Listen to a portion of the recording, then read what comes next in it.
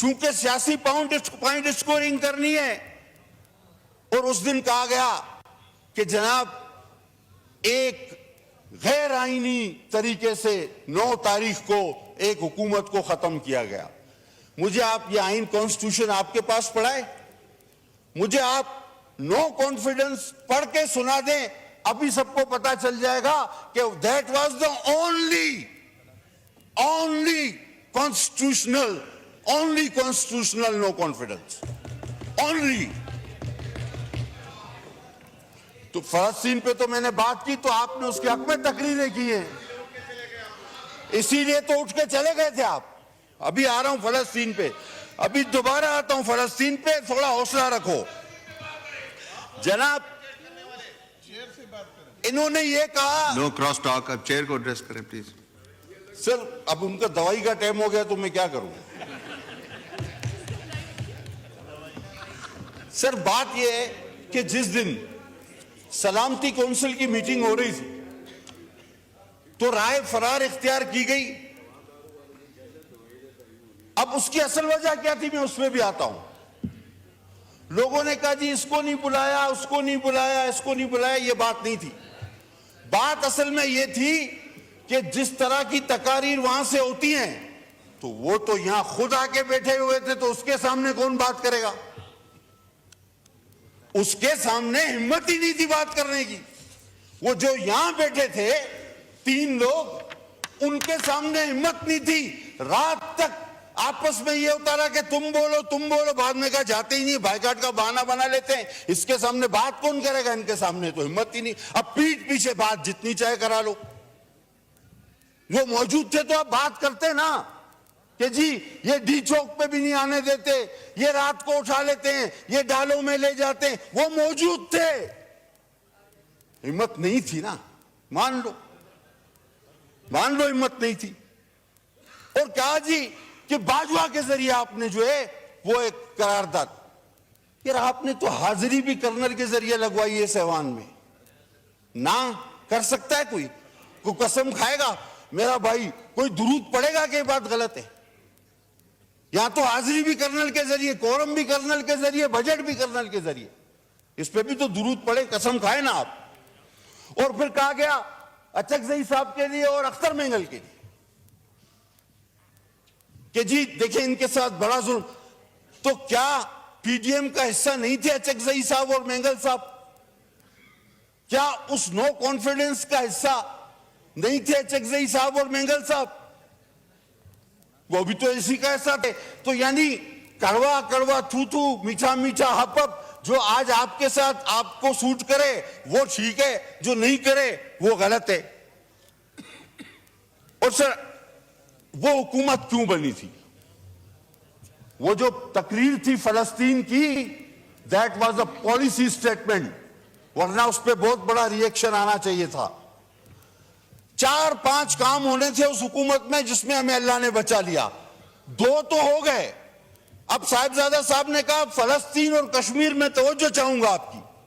कश्मीर कब गया मुझे बताएं। दैट वाज अ एजेंडा, लाया ही इसलिए गया था, आए ही इसीलिए थे, आरटीएस बंद ही इसीलिए हुए थे। कश्मीर गया, यहूद के हक में तकरीरें शुरू हो गई, सीपेक रोल बैक हुआ, मईशत का पट्टा बिठाया गया। खुद आपका वजीर खजाना कहता है, हमने कहा कि जी आपने 60-70 सालों में जितना पाकिस्तान ने कर्जा नहीं लिया था आपने 4 साल में ले लिया। कहता है नहीं, उतना 100% नहीं लिया, उसका 76% लिया है। खुद एतराफ करता है। अजीब आदमी है। हम कहते हैं तुमने 100 बंदे मारे, कहता नहीं मैं बेगुनाह हूं, मैंने तो 76 मारे हैं। तो यही वाली मिसाल हो गई। आप हुकूमतें जर्नलों के जरिए चलाते रहे। फैज साहब आज किधर है बेचारा, पता नहीं वो आपकी वजह से बंद है या तुम लोग उसकी वजह से बंद हो, वो खुद परेशान है। और जो मुक्का आप ही के एक दोस्त ने कहा था, लड़ाई के बाद याद है ना साहब, तो अपने ही मुंह पे मार लेना चाहिए। ये सलामती काउंसिल में आके बात करनी चाहिए थी आपको सारी बात। और जब इसराइल के हक में तकरीरें हुई, इंडिया हमसे चला गया। और ये कब हुआ, याद करो। आज आप बात कर रहे हो सीपेक रोल बैक हुआ। अब खुदा ने हमें बचाना था कि हम बैंक करप्ट होते आपके इन कर्जों की वजह से, और अल्लाह ना करता कि हमारा एटमी ताकत भी हमसे सरेंडर हो जाती। ये आपका एजेंडा था जिसके बीच में हम हायल हुए। हमने अपना पॉलिटिकल गेन जो था वो वेस्ट किया। हकीकत है हम सियासी तौर पे आपके 4 साल का वो सारा घन कचरा अपने सर पे उठा के घूमे, हम उसमें हमारा ग्राफ गिरा, ये हकीकत है। लेकिन हम ना करते तो आप इंडिया दे चुके थे, इसराइल के हक में तकरीरें आप कर चुके थे, सीपेक आप रोल बैक कर चुके थे, बाकी रह गया था एटम बम और एक आध एजेंडा आपका और टाइम टाइम फिश, वो हम नहीं होने देते। इसी की हमने कीमत अदा की। तो जनाब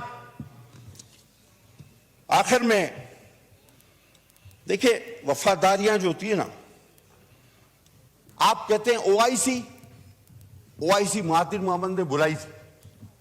यार इतना जल्दी भूल गए।